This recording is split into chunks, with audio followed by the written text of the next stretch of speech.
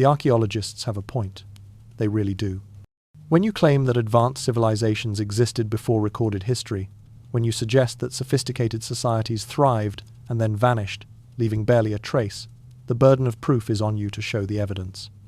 And the mainstream response to theories about pre-flood civilizations is worth taking seriously because it comes from people who've spent careers studying ancient cultures, excavating sites, analyzing artifacts, and building comprehensive understanding of how human societies developed. The standard archaeological narrative is this: human civilization developed gradually over hundreds of thousands of years. Simple hunter-gatherer bands slowly became more complex. Agriculture emerged around 10,000 years ago in several regions. Permanent settlements followed. Then cities, writing, metallurgy, organized states, all developing in logical sequence beginning roughly 5,000 to 6,000 years ago.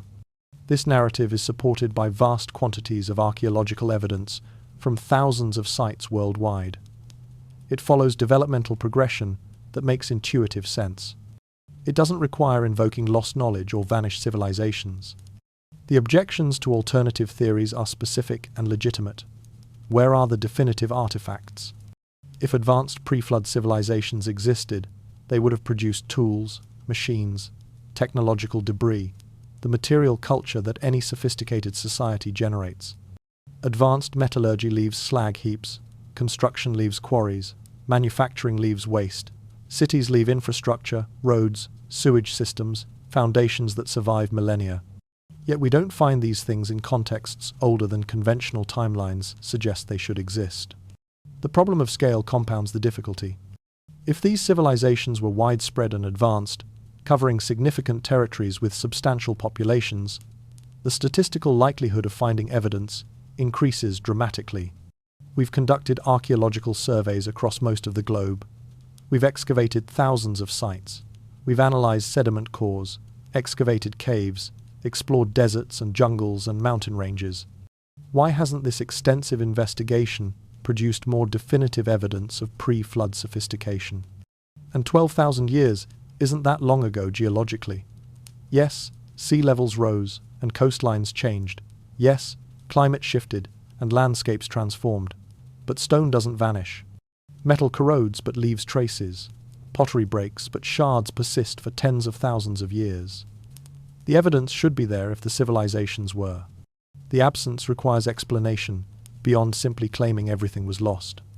Mainstream archaeology offers prosaic explanations for the anomalies we've discussed. Ancient structures like the pyramids and megalithic monuments can be explained through known primitive technologies applied with sufficient labor and time. Give people enough workers, enough years, and simple tools like copper chisels and wooden rollers, and remarkable things become possible. The astronomical knowledge encoded in ancient architecture results from centuries of careful observation, not inherited wisdom from vanished predecessors. The flood myths are natural, given that humans preferentially settled near water and experienced regular flooding, rivers overflow, coastlines erode, tsunamis strike, and communities naturally develop stories about catastrophic inundation. The Younger Dryas period did involve climate change and megafauna extinction, but these can be explained through conventional mechanisms. Gradual ice melt with occasional rapid pulses, human overhunting of megafauna populations, natural climate variability. No need to invoke catastrophic impacts or lost civilizations to explain what standard geological and ecological processes can account for adequately. There are legitimate concerns about alternative archaeology that deserve acknowledgement. The tendency exists to cherry-pick evidence that supports preferred conclusions while ignoring data that doesn't fit. Confirmation bias affects interpretation of ambiguous findings. Commercial incentives favor sensationalizing mysteries over acknowledging when prosaic explanations are more likely. Mainstream archaeology has been correct to be skeptical of many fringe claims and has exposed numerous hoaxes and misinterpretations over the years. The scientific method requires skepticism, demands rigorous evidence, insists on reproducible results. Extraordinary claims require extraordinary evidence, and the burden of proof rests with those making claims that contradict established understanding. This isn't dogmatism. This isn't institutional resistance to new ideas. This is the basic intellectual framework that has proven effective in building reliable knowledge about the world. So the challenge stands. Show us the cities, show us the machines, show us the proof that can't be explained away through conventional mechanisms. Show us evidence that would convince skeptics, rather than just reinforcing beliefs, of those already inclined to accept alternative narratives. The archaeologists aren't being unreasonable in demanding this. They're being scientists, and their objections deserve serious engagement rather than dismissal. But here is what the skeptics might be missing. The most likely locations of pre-flood coastal civilizations are now underwater, not shallow water where diving is easy. Deep water, hundreds of feet down in some cases, where systematic archaeological investigation requires expensive equipment, specialized training, and funding that is difficult to secure when mainstream archaeology doesn't consider the search worthwhile. We've explored less than 5% of the ocean floor. The continental shelves that were exposed during the Ice Age, where logic suggests coastal populations would have concentrated, remain largely unexamined by archaeologists. The underwater discoveries we have made challenge conventional timeline. The Yonaguni monument off Japan shows massive stone structures with right angle cuts, apparent terracing, and architectural features at depths, requiring they were constructed when sea levels were far lower, at least 10,000 years ago and possibly much earlier. Mainstream archaeology dismisses it as natural formation, but geologists who examined it note features inconsistent with natural erosion patterns.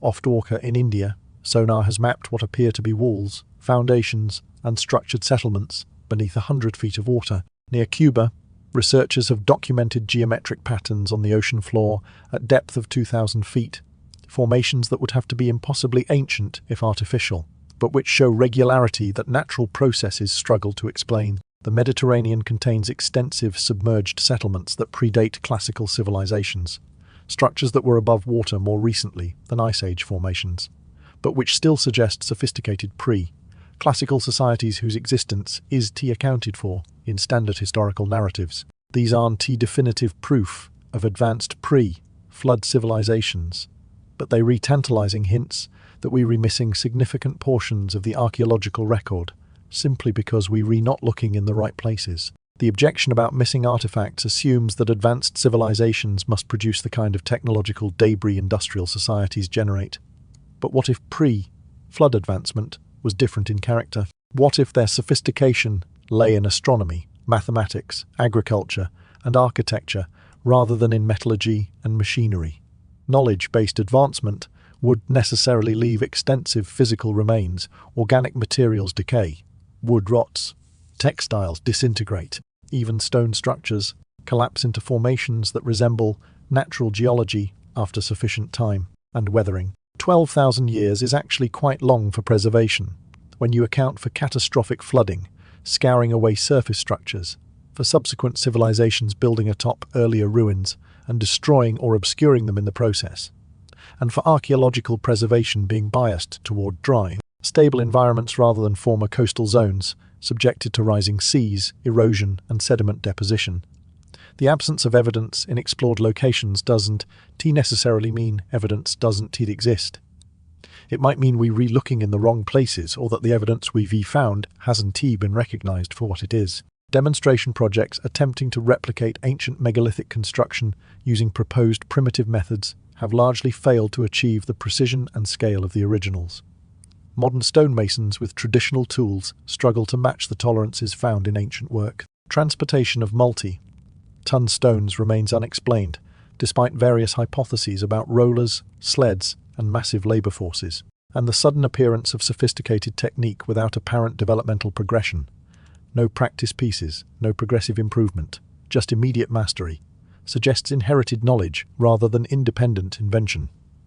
The flood myths deserve more serious consideration than mainstream archaeology typically grants them. Over 200 cultures preserving remarkably consistent accounts of catastrophic flooding, divine warning, survival on boats, landing on mountains, and preservation of knowledge or species. The global distribution and specific consistencies suggest common origin in actual catastrophic events rather than independent invention. Dismissing hundreds of cultural traditions as mere mythological coincidence shows cultural bias, favoring written historical records over oral traditions, that might preserve genuine historical memory. The Younger Dryas impact hypothesis has gained increasing mainstream scientific support as evidence accumulates, publications in peer-reviewed journals, conferences dedicated to examining the evidence, researchers from multiple disciplines finding data consistent with the impact scenario. This isn't fringe speculation anymore. It is legitimate scientific debate about catastrophic events that coincide with the time frame ancient myths describe. If their cities sleep under miles of ocean and their knowledge dissolved with time, maybe we shouldn't be surprised by absence of evidence in the limited locations we thoroughly explored. Maybe the absence isn't evidence of absence after all. Maybe it is evidence that we need to look harder, dig deeper, and explore the submerged continental shelves, where the real story of pre-flood humanity might be waiting. The truth, as it often does, probably lies somewhere between the extremes, not in the most conservative mainstream position that dismisses all alternative theories, but also not in the most speculative claims about pre-flood civilizations possessing technology, rivaling or exceeding our own. The middle ground is uncomfortable because it requires holding uncertainty, acknowledging limitations, accepting that some questions don't have definitive answers yet. But uncomfortable middle ground is where genuine inquiry lives. Start with what both sides generally accept. Sea levels rose dramatically at the end of the last ice age, inundating vast coastal territories. The Younger Dryas period represented sudden and dramatic climate change. Megafauna extinctions occurred relatively rapidly around 12,000 years ago. Early civilizations appeared with surprisingly sophisticated capabilities in multiple regions within a few thousand years. Flood myths are genuinely widespread across global cultures. These are established facts, not matters of significant dispute. The uncertainties begin when we ask about mechanisms and interpretations. What exactly triggered the Younger Dryas climate disruption? Impact hypothesis versus other mechanisms remains debated, even among scientists sympathetic to catastrophic explanations. What caused megafauna extinctions? Human hunting contributed, but how much versus environmental change remains uncertain. How much cultural continuity versus independent innovation characterized early agricultural civilizations? Evidence exists for both, and the mixture varies by region. Archaeological uncertainties are substantial. How much evidence has been lost to rising seas, erosion, and subsequent construction? We can know without exploring locations we haven't investigated yet. Does current absence of evidence from submerged continental shelves represent genuine absence of advanced settlements, or merely insufficient exploration? The question answers itself. We haven't looked thoroughly enough to know. Do sophisticated early structures represent inherited knowledge, independent innovation, or some combination? Probably all three, depending on specific cases. But disentangling these is difficult with available evidence. The spectrum of reasonable positions is wider than either mainstream or alternative advocates typically acknowledge. Conservative views that allow for some knowledge loss during Younger Dryas disruption, but maintain conventional development timelines. Moderate alternative views that propose significantly advanced pre-flood societies whose knowledge was partially preserved and contributed to early post-flood civilizations. More speculative positions about highly advanced ancient capabilities that remain unproven, but not entirely implausible given gaps in our knowledge. What current evidence probably doesn't support is the most extreme version of alternative claims, pre-flood civilizations with electronics, aircraft, energy systems comparable to industrial modernity. The absence of any artifacts consistent with such technology, even in underwater contexts we have explored, makes these scenarios unlikely. But mainstream archaeology may well underestimate the sophistication and extent of pre-flood human societies. The assumption that hunter-gatherers could achieve astronomical knowledge, could develop sophisticated mathematics, could organize to build monumental architecture. These assumptions have been challenged repeatedly by actual discoveries. Perhaps human history involves cycles rather than purely linear progress. Knowledge can be lost and partially recovered. Civilizations can be advanced in some domains while primitive in others. Catastrophic events can indeed erase large portions of the archaeological record, especially when those events specifically target coastal regions where populations and resources naturally concentrate. None of this is impossible. None of it violates physical laws or requires magical thinking. It just requires acknowledging that our understanding is incomplete. Future research might resolve current uncertainties, systematic underwater archaeological surveys of submerged continental shelves using modern remote sensing technology, improved dating techniques that can establish more precise chronologies for ancient structures, genetic analysis revealing population movements, bottlenecks, and connections between distant populations, interdisciplinary approaches combining archaeology, geology, genetics, and climatology to build comprehensive pictures rather than disciplinary fragments. Until then, intellectual humility serves better than certainty. Acknowledge the limitations of current evidence. Recognize that absence of evidence isn't always evidence of absence, especially when we've explored such a small fraction of potentially relevant locations. Accept that some questions don't have definitive answers yet. Remain open to future discoveries that might significantly revise our understanding, while also demanding rigorous evidence before accepting extraordinary claims. The truth probably lies buried where neither side wants to dig in the uncomfortable middle, where certainty dissolves and genuine mystery begins.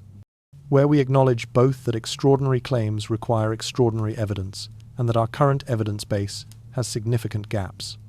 Where we recognize that ancient peoples were more sophisticated than often credited, while also accepting that definitive proof of advanced pre-flood civilizations remains elusive.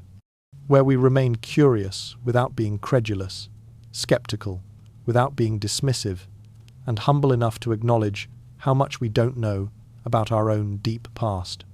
Understanding the past changes how we see the present. If civilizations can rise to remarkable heights and then collapse so completely that their existence becomes disputed mythology, what does that mean for us? We've achieved technological capabilities that would seem godlike to our ancestors from just a few generations ago. We've split atoms, mapped genomes, created artificial intelligence, sent machines to other planets, and yet we've also created vulnerabilities that could end everything we've built faster than the catastrophes that supposedly destroyed pre-flood civilizations. The parallels are uncomfortable. Just as ancient societies might have possessed sophisticated astronomical, mathematical, and architectural knowledge while remaining vulnerable to environmental catastrophe, we've mastered technologies that let us live in deserts and frozen wastelands, that cure diseases that once killed millions, that connect billions of people instantly across continents.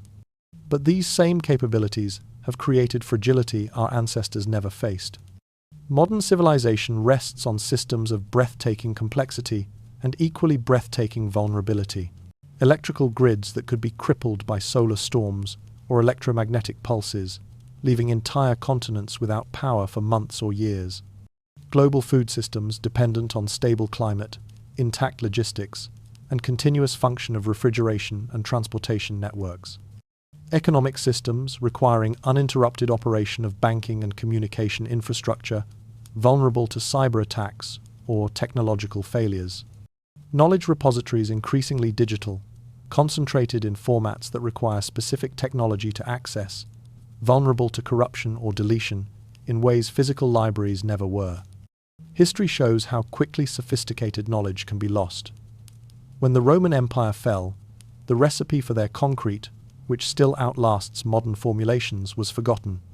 Aqueduct construction, road engineering, administrative techniques all declined or disappeared. The Bronze Age collapse erased writing systems that weren't recovered for centuries. The burning of libraries destroyed texts that existed in no other copies, knowledge that could never be recreated because the contexts that produced it were gone. Specialist craftspeople died taking techniques to the grave because apprenticeship systems broke down during periods of disruption. The paradox is that advancement creates both resilience and vulnerability simultaneously. We can survive conditions that would have killed our ancestors. Climate control, modern medicine, engineered food production, these let us inhabit environments that would otherwise be lethal. But we've also created concentrated points of failure, nuclear facilities that require continuous monitoring and maintenance, bioweapons laboratories containing pathogens that could cause pandemics if accidentally released, artificial intelligence systems whose malfunction or misuse could have cascading consequences we can barely imagine. The knowledge problem compounds everything. How much of what we know exists only in distributed, specialized form? No individual understands our complete technological infrastructure. The supply chains that produce smartphones involve thousands of steps across dozens of countries. The computer systems managing power grids, financial networks, and military arsenals are so complex that even their designers don't fully comprehend all their interactions. If specialists died or communication failed, if infrastructure collapsed and we needed to rebuild, could we? Do enough people understand fundamental processes, metallurgy, agriculture, medicine, construction, to recreate civilization from scratch? Ironically, the knowledge that would be most valuable in recovering from catastrophe isn't advanced theoretical physics or computer science. It's practical capabilities. How to grow food without industrial agriculture. How to forge metal without electric furnaces. How to treat disease without modern pharmaceuticals. How to build shelter without power tools. The same foundational technologies that both modern and potentially pre-flood civilizations had to master, because these are the capabilities that enable everything else. Studying potential pre-flood catastrophes might teach us about knowledge preservation, the value of distributed rather than centralized repositories, so destruction of one location doesn't mean total loss. The importance of oral transmission and apprenticeship alongside written records, because direct experience transmits understanding that text alone cannot. The need for knowledge to be practically applicable rather than purely theoretical, because abstract understanding without ability to implement it is useless during recovery. The wisdom of maintaining low-technology backup systems for critical functions, because high-technology solutions fail catastrophically when their supporting infrastructure collapses. We're more advanced than they were and just as vulnerable. Maybe more vulnerable because we've optimized everything for efficiency, and efficiency creates brittleness. The question isn't whether catastrophe will come. Catastrophes always come, eventually. The question is whether we'll be wiser when we rebuild, whether we're preparing not just to prevent disaster, but to survive it if prevention fails. The specific threats we face today would be recognizable to anyone studying what might have destroyed pre-flood civilizations. The mechanisms differ, but the patterns remain disturbingly similar. Knowledge outpacing wisdom, capabilities advancing faster than our ability to manage them responsibly. Systems becoming so complex and interconnected that their failure modes become catastrophic rather than merely problematic. Climate disruption presents the most obvious parallel. Just as rapid climate change during the Younger Dryas potentially devastated societies adapted to stable conditions, we rebuilt modern civilization optimized for the relatively stable Holocene climate of the past 10,000 years. Our agriculture depends on predictable rainfall patterns. Our cities occupy coastal zones vulnerable to sea level rise. Our water supplies rely on seasonal snowmelt and aquifer recharge that changing weather patterns disrupt. Even moderate climate shifts could trigger agricultural failures, force mass migration, destabilize political systems already strained by resource competition. The nuclear threat embodies the pattern ancient myths describe, knowledge that brings both unprecedented power and existential danger. We split the atom and gained energy abundance, alongside the capability to destroy civilization within hours. The technology is morally neutral. Whether it builds or destroys depends entirely on human choices, human wisdom, human restraint. And these must hold perfectly forever, because one mistake, one miscalculation, one moment of madness could end everything. Flood myths warn of civilizations that possessed great knowledge, but used it destructively. We have nuclear weapons. The parallel needs no elaboration. Pandemic threats have moved from theoretical to visceral given recent experience. Modern civilization's interconnectedness means diseases spread globally within days. Laboratory work on dangerous pathogens, conducted with the best intentions to develop treatments and vaccines, creates risks of accidental or deliberate release. And pandemic response requires coordinated global action that political divisions make difficult. Perhaps pre-flood civilizations faced similar challenges: knowledge of dangerous processes, inability to cooperate in face of existential threat, the same human nature that makes collective action difficult, even when survival depends on it. Unlike pre-flood civilizations who could only witness and endure cosmic catastrophes, we possess technology to detect and potentially deflect dangerous asteroids. This capability is recent and not comprehensively deployed. We might survive what destroyed our predecessors, Or we might suffer the same fate if we fail to take the threat seriously, if we don't invest sufficiently in detection systems and deflection capabilities, if we assume that because impacts are rare we need not prepare for them. Technological risks proliferate faster than our wisdom in managing them. Artificial intelligence, advancing toward or beyond human level capability with unclear methods for ensuring it remains under human control or shares human values. Genetic engineering, enabling modifications to organisms and ecosystems with consequences we can fully predict. Nanotechnology potentially creating self-replicating systems that could malfunction catastrophically. The pattern repeats, capabilities developing faster than wisdom to deploy them safely. Precisely what myths suggest destroyed pre-flood civilizations. Information collapse presents a modern version of ancient libraries burning. Our knowledge exists increasingly in fragile digital formats, vulnerable to electromagnetic pulses, to degradation of storage media, to obsolescence of the systems required to access it. The internet concentrates information access while making deep knowledge rarer. Everyone can search for facts, but fewer people develop genuine expertise. Artificial intelligence threatens to replace human understanding before we've ensured that knowledge can be preserved and transmitted if the systems fail. Vast knowledge could be lost instantly. Just as the Library of Alexandria burned, just as Mayan codices were destroyed, just as countless repositories of learning have vanished through history. Geopolitical fragility mirrors the inability to cooperate that myths often cite as contributing to pre-flood catastrophes. Nuclear-armed nations competing for resources and influence, where miscalculation or escalation could trigger exchanges that end civilization. Resource scarcity, water, rare minerals, arable land, creating conflicts that political systems struggle to resolve peacefully. Polarization making coordinated response to shared threats nearly impossible even when survival might depend on cooperation. We've built weapons that could split the world, systems that could starve billions, intelligence that might replace or surpass us. The myths say their civilization fell because they went too far, because they possessed knowledge they couldn't manage wisely, because they created capabilities without corresponding ethics to guide their use. How far is too far for us?